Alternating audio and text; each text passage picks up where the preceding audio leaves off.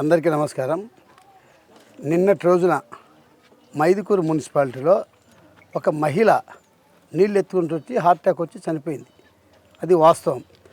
ఆ మహిళ వాళ్ళ తండ్రి గారు కూడా ఈరోజు చెప్పడం ఏంది, మా కూతురికి ఆరోగ్యం బాగలేదు, దానివల్ల నీళ్ళు ఏ రకం చనిపోయింది, నీళ్ళు ఎత్తుకొని వస్తా కింద పడి చనిపోయిందని చెప్పారు. అంటే ఈ శాసనసభ్యులు శవం రాజకీయం చేస్తారా అని చెప్పి తెలుగుదేశం పార్టీలు చేస్తున్నారని చెప్పడము నీకు సిగ్గుచేటు. ఫస్ట్ చనిపోయినప్పుడు పరామర్శించే హక్కు నీకుంది, నాకుంది. నేను ప్రజాప్రతినిధి, నువ్వు ప్రజాప్రతినిధి, వచ్చే హక్కు ఉంది. వాళ్ళు ఏ రకంగా చనిపోయినారని చెప్పి మీకు విశదీకరణ చెప్పిన. ఏమని, మీకు వాటర్ మేనేజ్మెంట్ చేసేదే తెలియదు అసలు. ఫస్ట్ పాయింట్, మీకు ప్రజల పక్షాన మీరు నిలవలే, ప్రజల ఓట్లు మాత్రం మీకు అవసరం వచ్చింది. ఈరోజు ఓట్లు వచ్చినాయి కాబట్టి మేము ఓట్లు అడుగుతాను. మేము మీకు ఏం చేసినాము, 2014 నుంచి మీరు 40-50 ఏళ్ళు రాజకీయం చేస్తూ ఉన్నా కూడా ఆ చెరువుకు నీళ్ళు తీసుకొచ్చే దాఖలా లేవు. నీళ్ళు ఏ రకంగా తీసుకొచ్చే జ్ఞానం కూడా మీకు కలగలే. ఏ రకంగా తీసుకురావాలి నీళ్ళు, దానికి ఏ రకంగా నీళ్ళు పెట్టాలా, ప్రజల సమస్య ఏ రకంగా తీర్చాలని తెలియలే.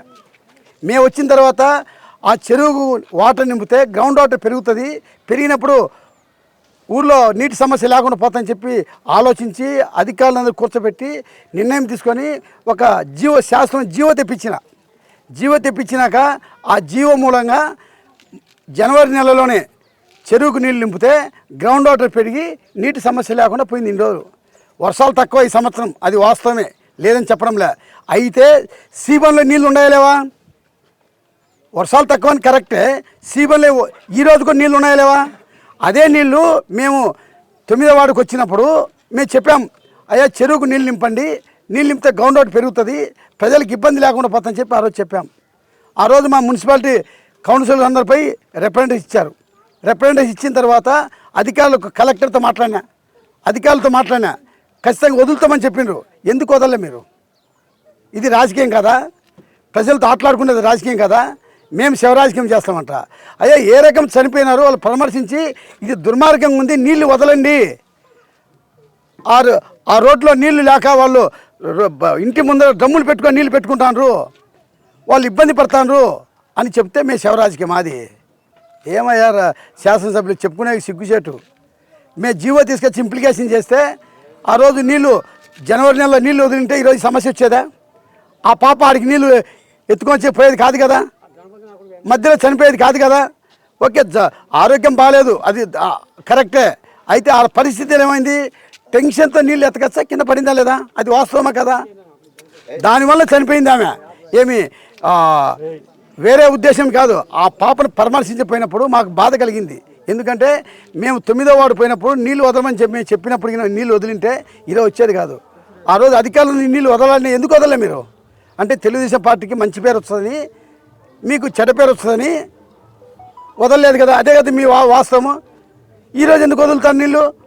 ఇప్పుడు కూడా సీబన్లో నీళ్ళు ఉన్నాయి. ఆ రోజు నీళ్ళు వదిలింటే గ్రౌండ్ వాటర్ పెరిగేది, నీటి సమస్య లేకుండా పోయేది. అందుకోసము కమిషన్ గారిని అడిగినా, మీకు చెప్పలే, మీరు రాజకీయం చేస్తారని చెప్పలే, మిమ్మల్ని రాజకీయం గురించి ఎక్కడ మాట్లాడలే. మేము చెప్పింది, అయ్యా కమిషన్ గారు ఈ వార్డులో నీటి సమస్య చాలా ఉన్నాయి, వీళ్ళకి 3 ట్యాంకులు వచ్చి సరిపోదు, ఇంకో 2 ట్యాంకులు పెంచండి, ఆడ బోరు ఉంది, బోర్ వేపిండి, మీ చేత కాకపోతే మేము డబ్బులు పెట్టి మేము వేపిస్తాం, ప్రజలు మాకు ఇంపార్టెంటు అని చెప్పి నేను చెప్పిన. అదే కానీ మేము రాజకీయం చేయలే. ఎక్కడ మీరు శివరాజకీయం చేస్తున్నారు. మీరు చెప్పుకునే సిగ్గుచేటు ఉంది. నిజంగా ఆలోచించండి. ప్రజాప్రతినిధి అంటే ప్రజలు కాపాడాల్సిన బాధ్యత శాసనసభకు ఉంది. ఈరోజు నీళ్ళు ఎందుకు వదులుతాను, ఈరోజు వదులుతాము, పైనుంచి వదులుతాను. నేను నిన్న కలెక్టర్తో మాట్లాడినా కాబట్టి కలెక్టర్ ఇమీడియట్ ఇన్స్ట్రక్షన్ ఇచ్చిండు చెరువుకు నీళ్ళు వదలమని. ఈరోజు నీళ్ళు వదిలిండ్రు. ఇదే నీళ్ళు వదిలింటే సమస్య ఉండేది కాదు కదా. కాబట్టి మాట్లాడేటప్పుడు ఎందుకు ముందు ఆలోచించుకోండి, కొంచెం చూసి ప్రజల కోసం పనిచేయండి. మన ప్రజాప్రతినిధులం, ప్రజల సమస్యలు పరిష్కరించే బాధ్యత మన మీద ఉంది. కాబట్టి మనం ఆ సమస్య పరిష్కరిస్తే ప్రజలు సుఖంగా ఉంటారు. కాబట్టి ఇన్ని సంవత్సరాల నుంచి మున్సిపాలిటీ వాటర్ సమస్య లేకుండా ఉంది, ఈ సంవత్సరం వాటర్ సమస్య ఉంది. దీని అధికారులు కూడా చెప్పినా వాటర్ సమస్య తీర్చమని. ఆ వార్డులో 5-6 ట్యాంకులు పంపించని చెప్పినా ఇంకా కొంతమంది నాయకులు బెదిరిస్తారంట. మీరు ధర్నా చేసిండ్రు, మీకు నీళ్ళు వదిలేదు లేదని.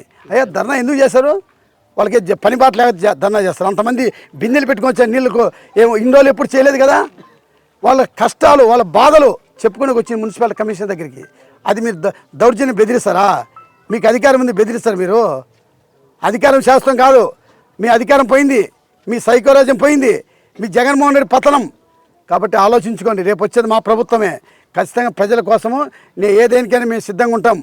మేము 92 కోట్లు పెట్టి శాస్త్రమైన టెండర్ పిలిచాను, ప్రతి ఇంటింటికి నీళ్ళు ఇవ్వాలని. ఆ టెండర్ ఏమైంది? క్యాన్సిల్ చేయించినావు. అంటే తెలుగుదేశం పార్టీకి మంచి పేరు వస్తుందని నువ్వు క్యాన్సిల్ చేయించే మాట వాస్తవమే కదా. కాబట్టి ప్రజల కోసం పని చేయండి. ప్రజలు ఎవరు మంచి పని చేస్తే ఎవరు కోట్లే వాళ్ళు వేస్తారు. ఇది శివరాజకీయం చేస్తే ఓట్లు ఎవరు వేయరు. కాబట్టి ప్రజలను గమనించి ప్రజలకు మంచి పని చేయమని చెప్పి శాసనసభ్యులుగా నేను హితవు పలుకుతున్నా.